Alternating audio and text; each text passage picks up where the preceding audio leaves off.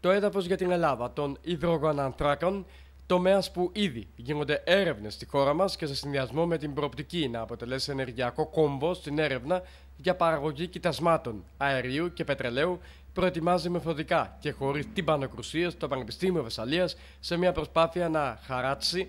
εξειδικευμένο, δυναμικό και θα βρει λύσεις στην αγορά εργασίας. Ήδη, ερευνητική ομάδα του Πανεπιστημίου, υπό τον αναπληρωτή καθηγητή Τμήματος Μηχανολόγων Μηχανικών του Πανεπιστημίου Βεσσαλίας, Σπύρο Καραμάνο, εργάζεται πάνω σε υπολογιστικά μοντέλα κατασκευής αγωγών, χερσαίων και υποφαλάσσιων, βετσαμενών δονχείων πίεσης και σωληνώσεων, για το σκοπό αυτό με στόχο την ασφάλεια, την οικονομία και τον απρόσκοπο εφοδιασμό ενεργειακών πόρων που είναι προτεραιότητα της Ευρωπαϊκής Ένωσης. Η Ελλάδα βρίσκεται σε μια πολύ καλή στρατηγική θέση, δεδομένου ότι μιλάμε για μια χώρα η οποία είναι μέρος του λεγόμενου νότιου διαδρόμου,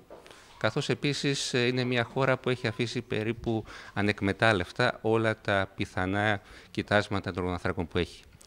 Επομένως, υπάρχει μια πολύ καλή προοπτική, η οποία μπορεί να βοηθήσει την οικονομική ανάπτυξη της χώρας μας. Ειδικότερα από τεχνικής πλευράς υπάρχουν θέματα πολύ ενδιαφέροντα. Υπάρχει ανάγκη κατασκευής ειδικών κατασκευών, όπως αγωγών, όπως εξαιρών πετρελαίου σε πολύ μεγάλα βάθη, όπως επίσης μεγάλα terminals για την αποθήκευση των υδρογονανθράκων, και αυτό έχει πάρα πολλές τεχνικές προκλήσεις, δεδομένου ότι είμαστε μια περιοχή με μεγάλη σεισμικότητα, καθώς επίσης και μια περιοχή που στο θαλάσσιο χώρο χαρακτηρίζεται από πάρα πολύ μεγάλα θαλάσσια βάθη που ξεπερνούν τα 2.000 μέτρα. Σύμφωνα με τον κύριο Καραμάνο, ήδη έρευνες για τον εντοπισμό κοιτασμάτων υδρογονανθράκων διενεργούνται στην Ελλάδα από μια νορβηγική εταιρεία και μέχρι το Μάρτιο του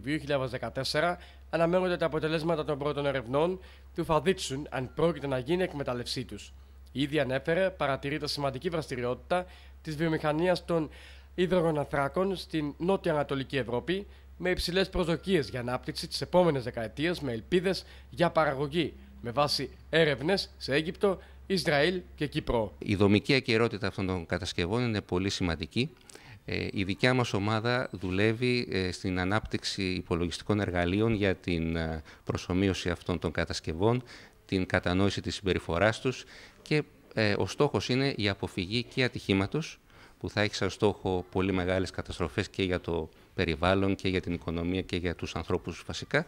καθώς επίσης και την απρόσκοπτη ροή των ενεργειακών πόρων. Ο κ. Καραμάνος δεν παρέλειψε να επισημάνει ότι στο Πανεπιστήμιο Βεσσαλίας υπάρχουν σκέψεις για συνεργασία με άλλα μεγαλύτερα εκπαιδευτικά ιδρύματα της χώρας, να γίνουν στο Βόλο ειδικά προγράμματα μεταπτυχιακών σπουδών για τις κατασκευές μεταφοράς και αποθήκευσης υδρογονανθράκων, χρησιμοποιώντας τις υπάρχουσες υποδομές για την αποτελεσματική έρευνα. Τόνισε επίσης ότι στον τομέα προβλέπεται πεδίο δόξης λαμπρό, ακόμη και αν δεν εντοπιστούν εκμεταλλεύσιμα κοιτάσματα υδρογονανθράκων, καθώς ο αγωγός του οζέρικου φυσικού αερίου έβειξε ότι η συνεργασία γειτονικών χωρών είναι επιβεβλημένη για την οικονομική ανάπτυξη και στον τομέα της ενέργειας γίνονται τεράστιες επενδύσεις.